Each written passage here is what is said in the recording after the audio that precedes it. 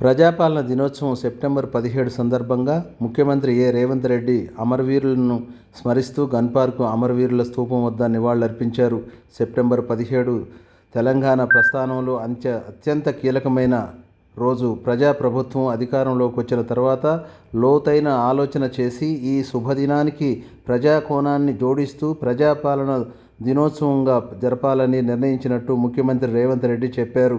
ప్రజాపాలన దినోత్సవం పురస్కరించుకొని ఏర్పాటు చేసిన కార్యక్రమంలో సీఎం జాతీయ జెండాను ఆవిష్కరించి రాష్ట్ర ప్రజలందరికీ ప్రజాపాలన దినోత్సవ శుభాకాంక్షలు తెలియజేశారు. ప్రజాపాలన దినోత్సవం ఈ నిర్ణయం 4 కోట్ల ప్రజల ఆకాంక్ష, వారి ఆలోచన, నాటి తెలంగాణ సాయుధ పోరాట స్ఫూర్తి. ఈ నిర్ణయాన్ని ఎవరైనా తప్పుపడితే అది వారిది స్వార్థ ప్రయోజనమే అవుతుంది తప్ప ప్రజాహితం కాబోదని అన్నారు. తెలంగాణ భౌగోళిక స్వరూపం బిగించిన పిడికిలి మాదిరిగా ఉంటుంది. ఆ పిడికిలి పోరాటానికి సంకేతం. తెలంగాణలో అన్ని జాతులు, కులాలు, మతాలు కలిసికట్టుగా ఉంటాయన్న సందేశం అందులో ఇమిడి ఉంది.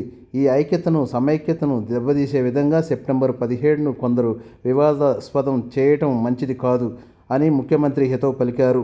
జయ హే జయ హే తెలంగాణ గీతాన్ని రాష్ట్ర అధికార గీతంగా, సంక్షిప్త నామాన్ని టీజీగా మార్చటం, సచివాలయంలో తెలంగాణ తల్లి విగ్రహ ప్రతిష్టకు భూమి పూజ, గద్దర పేరిట అవార్డులు, మహిళా విశ్వవిద్యాలయానికి చాకల ఐలమ్మ పేరును ఖరారు చేయడం వంటి తెలంగాణ సాంస్కృతిక పునరుజ్జీవనానికి చేపట్టిన అనేక చర్యలను ఈ సందర్భంగా సీఎం గుర్తు చేశారు.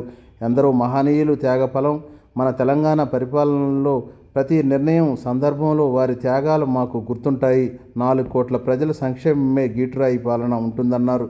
తెలంగాణ ప్రజలే ఈ రాష్ట్ర ప్రస్థానానికి నావికులు. వారి ఆలోచనలే మా ఆచరణ, వారి ఆకాంక్షలే మా కార్యాచరణ అని ముఖ్యమంత్రి